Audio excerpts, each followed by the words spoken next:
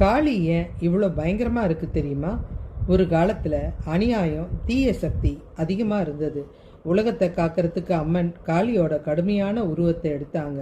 தீமையை அழிக்க கோபம் கலந்த சக்தியோட அவங்க மாறி வடிவம்தான் இந்த காளியோட வடிவம். இந்த காளி தீயவர்களை அழித்து நல்லவங்களை காப்பாற்றினாங்க. பூமியில் காவல் தெய்வமாக நிரந்தரமாக தங்கியிருக்காங்க. நாம் நம்பினோம்னா அவங்க நமக்கு உதவி செய்வாங்க. அதனால தான் வக்ரகாளி பயங்கரமான தோற்றத்தோடு இருக்குது. இது பயம் தரும் சக்தி இல்லைங்க, பாதுகாப்பு தர சக்தி தான். இது தீமையை அழிக்கும் சக்தி, காலத்தை கட்டுப்படுத்துகிற சக்தி, அச்சமற்ற தைரியத்தை கொடுக்கக்கூடிய சக்தி. தாய்மை கூட சில நேரம் குழந்தைகளை அடக்கிறதுக்கு சிங்கமாக கூட அவதாரம் எடுக்க வேண்டியிருக்கும். இந்த சக்தி கர்மாவை கூட திருப்பி கொடுக்கும் சக்தி.